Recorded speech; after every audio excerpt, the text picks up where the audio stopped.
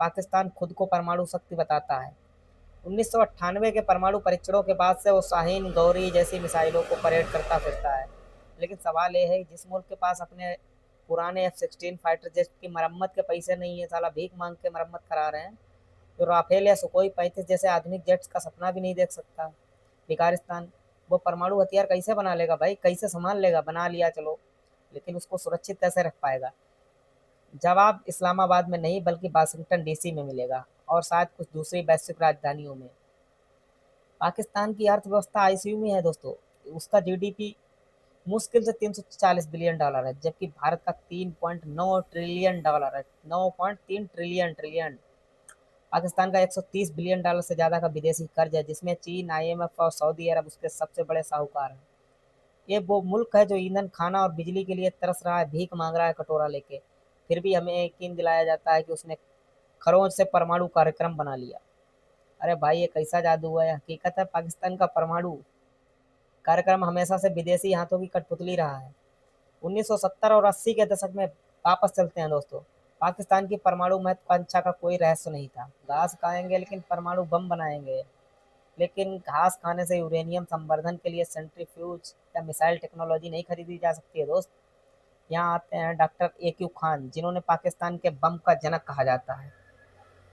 लेकिन खान ने परमाणु तकनीक ईजाद नहीं की, उन्होंने उससे चुराया, जो कि उनका जो है अधिकार है चोरी करने का। नीदरलैंड की एक परमाणु रिसर्च फैसिलिटी से जहां वो काम करते थे। और इस चोरी पर किसने आंखें मूंदी? अमेरिका ने, जो उस वक्त शीत युद्ध में सोवियत संघ के खिलाफ पाकिस्तान को मोहरा बना रहा था। शीत युद्ध से लेकर आतंकवाद के खिलाफ युद्ध तक पाकिस्तान अमेरिका का वफादार मोहरा रहा है। अरबों डॉलर की सैन्य सहायता, उन्नत हथियार, खुफिया जानकारी इस्लामाबाद में बहती रही। अमेरिका को पाकिस्तान में सोवियत संघ और बाद में तालिबान से लड़ने की पाकिस्तान की जरूरत थी। लेकिन अब असली सवाल यह है, अमेरिका ने इतना अस्थिर और अविश्वसनीय मुल्क को परमाणु हथियारों जैसी खतरनाक चीज पर नियंत्रण क्यों दिया भाई? जवाब आपको हैरान कर सकता है। क्या हो अगर पाकिस्तान का परमाणु जखीरा पूरी तरह उसका नहीं है?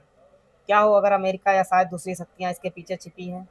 जरा सोचिए, अमेरिका का इतिहास रहा है कि वो अपने भू राजनीतिक लक्ष्यों के लिए सहयोगियों को खड़ा करता है।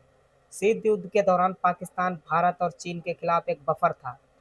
एक परमाणु सशस्त्र पाकिस्तान ने अमेरिका को दोनों एशियाई दिग्गजों पर दबाव बनाने की ताकत दी। लेकिन क्या अमेरिका पाकिस्तान की अस्थिर नेतृत्व पर इतना भरोसा करेगा कि उसे परमाणु हथियारों की चाबी सौंप देगा? बिल्कुल नहीं। इसलिए अमेरिकी सैटेलाइट और खुफिया एजेंसियां पाकिस्तान के परमाणु ठिकानों पर बाज की तरह नजर बनाए रखी हैं। कार्नेगी एंडोमेंट SIPRI जैसे विश्वसनीय स्रोतों की रिपोर्ट बताती है कि पाकिस्तान अनुमानित 170 परमाणु हथियारों पर बाहरी शक्तियों की कड़ी नज़र है। अमेरिका ने तकनीकी सहायता, सुरक्षा प्रोटोकॉल और यहाँ तक कि फंडिंग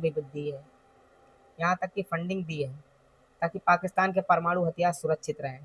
सुरक्षित किसके लिए? पाकिस्तान के लिए या अमेरिका के लिए? अपने हितों के लिए।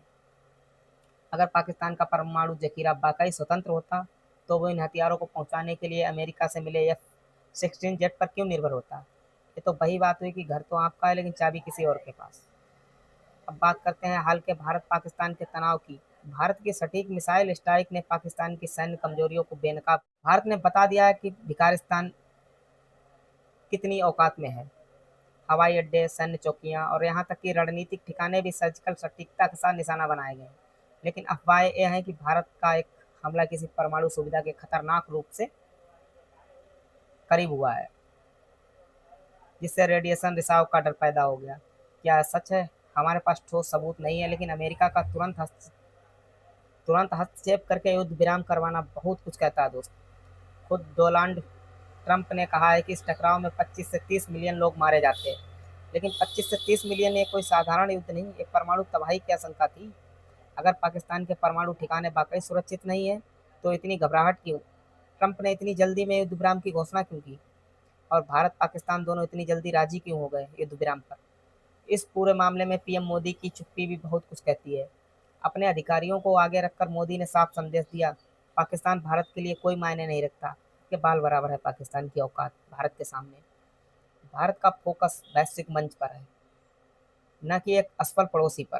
भारत के हमले सिर्फ पाकिस्तान को अपमानित करने के लिए नहीं थे, ये दुनिया को एक संदेश थे कि प्रमुख ठिकानों को निशाना बनाकर भारत ने पाकिस्तान की कमजोर रक्षा को उजागर किया और उसके तथाकथित परमाणु दमखम की हवा निकाल दी। और क्या हुआ? पाकिस्तान ने परमाणु हथियारों से जवाब नहीं दिया। क्यों? क्योंकि वो जानता है कि ऐसा कोई कदम भारत का गुस्सा और शायद उसके विदेशी आकाओं का गुस्सा आमंत्रित करेगा उसके लिए। ये भारत की सिर्फ सैन्य जीत नहीं, ये कूटनीतिक मास्टर स्ट्रोक था। अब बात करते हैं भविष्य की। पाकिस्तान अधिकृत कश्मीर और गिलगित बल्टिस्तान जल रहे हैं, जहां के लोग पाकिस्तान के कुप्रबंधन, भ्रष्टाचार और उपेक्षा से तंग आ चुके हैं। भारत ने साफ कर दिया है, पीओके हमारा है और हम इसे वापस लेकर रहेंगे।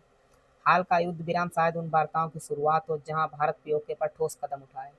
अगर भारत अपने कार्ड नहीं खेल सकता तो इस क्षेत्र में ऐतिहासिक बदलाव देख सकते हैं। ऐसा बदलाव जो पाकिस्तान को पूरी तरह बेनकाब और अपमानित कर देगा। पाकिस्तान की सेना भारत की तुलना में कहीं नहीं ठहरती। हमारी अग्नि, ब्रह्मोस और पृथ्वी मिसाइलें पिन पॉइंट सटीकता के साथ हमला कर सकती हैं।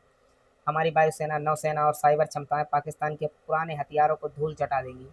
और सबसे बड़ी बात, भारत का परमाणु जखीरा पूरी तरह स्वदेशी, युद्ध के लिए तैयार और हमारी संप्रभुता के अधीन है। दूसरी तरफ पाकिस्तान एक ऐसा मुल्क है जो उधार के समय, उधार के हथियारों और उधार की शान पर जी रहा है। जो लोग कहते हैं कि कलमे पे बना है, कलमे में अगर इतनी ताकत होती तो पाकिस्तान भीख नहीं मांग रहा होता कटोरा लेके। दोस्तों, पाकिस्तान का परमाणु ड्रामा एक ताश के पत्तों का घर है। एक ऐसा मूल देश जो अपने लोगों को खाना नहीं दे सकता, अपने शहरों को बिजली नहीं दे सकता और आधुनिक युद्ध नहीं लड़ सकता। वह परमाणु महाशक्ति होने का ढोंग नहीं कर सकता, चाहे अमेरिका हो, चीन हो या कोई और। एक बात साफ है, पाकिस्तान बड़े खेल में एक मोहरा है और भारत भारत अब खेलना बंद कर चुका है। हमने दुनिया को बता दिया है कि हम तैयार हैं, चाहे पीओके हो, चाहे गिलगित बाल्टिस्तान हो या वैश्विक महाशक्ति के रूप में हमारा हक।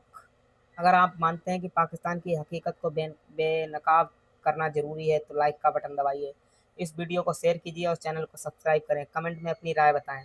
क्या आपको लगता है पाकिस्तान के परमाणु हथियार वाकई उसके हैं? और भारत को अलग कदम क्या उठाना चाहिए?